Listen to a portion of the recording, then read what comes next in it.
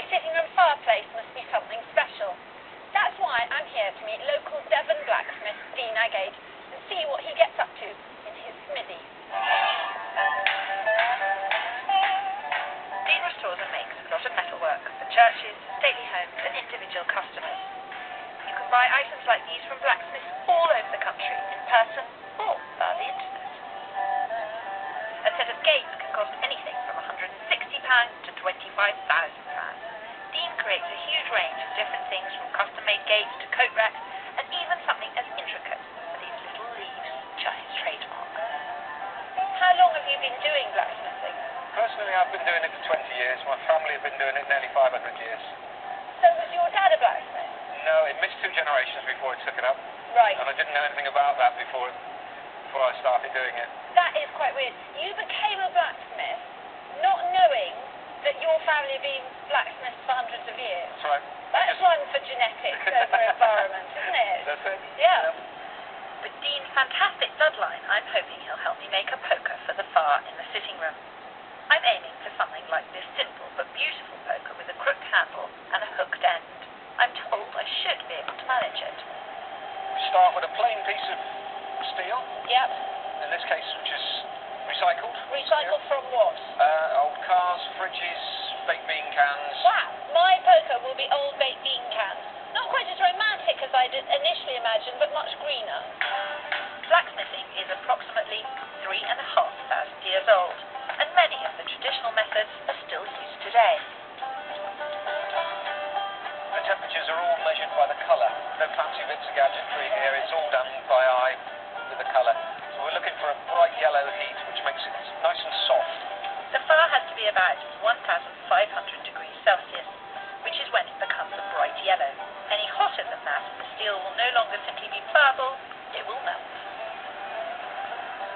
So once we get it up to temperature, we then take it over here. Yep. Give it a wire brush to take all those bits off that might spark everywhere. Dean's told me I should be wearing goggles, but I've chosen not to. So we're looking to make a taper. It's all drawing out. Okay. So we hold the hammer at an angle near the edge and strike it nice and firmly down to an angle. That is extraordinary. That is solid metal. I mean, this thing weighs quite a lot when you pick it up, and yet it's doing what you're telling it to do. These are techniques which have been developed over a couple of thousand years. I'm desperate to have a go, but I'm a little anxious. Dean tells me the anvil he uses is around 500 years old. No pressure then. And, oops, there's also another safety issue. If you hit it hard and it bounces straight back off there, you get almost all the energy back that you start. So you must not hit the anvil face. Bang goes my nose, bang goes my teeth. It's men's work, I bet. I'm not looking for a hammer facelift, so I'll stick to ladylike little taps. Technically, what you're doing now is called striking. So it's quite hard work, isn't it? Just for a comparison, if I show you how I shift it. Okie doke, okay. Oh, right, okay, you want me to hit it that hard? Right. Make sure you only hit the iron, not the anvil. That's it, go on, really give it some. Under Dean's expert tuition, bending solid metal seems possible. See, it's starting to force it round into a curl there. Aha, oh look, it's really bending. You can learn basic blacksmithing on courses up and down the country. Wow! And if you want something a little more advanced, you can even do a degree course. Okay. Okay. And then you have your crook. Look at that! That is a total crook shape. As long as you get the heat in the right place, that's what you'll get out of it. Between each stage, the metal has to be cooled down in water, which is called quenching. Then it's back into the heart of the fire before I give my handle its little twist. Oh my God, look at it.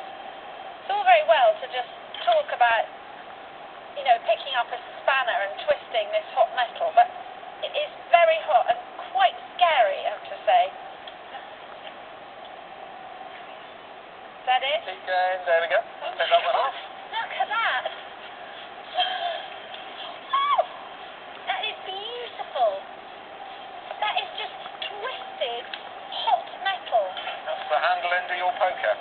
Wow. How long would it usually take to make a poker? 20 minutes. And how So you're not in it for the money? No, definitely not. Creating something from solid steel that not only looks nice, but has a function, is a fantastic feeling. This is where I've got to watch my teeth then. Yeah. Okay. Perhaps it's not just man's work after all. Hey, this is the actual pointed end of your poker then. That's it. That's the business end now.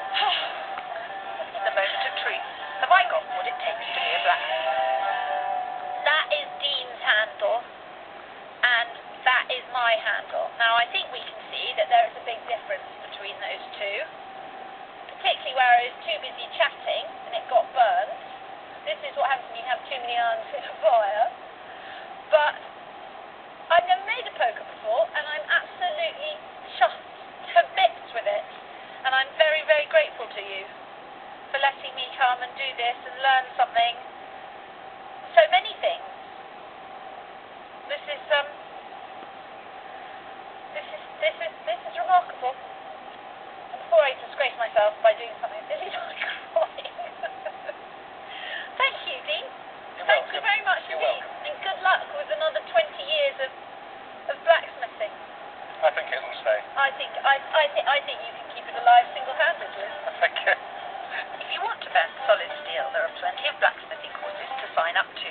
But if you'd rather have a finished poker than a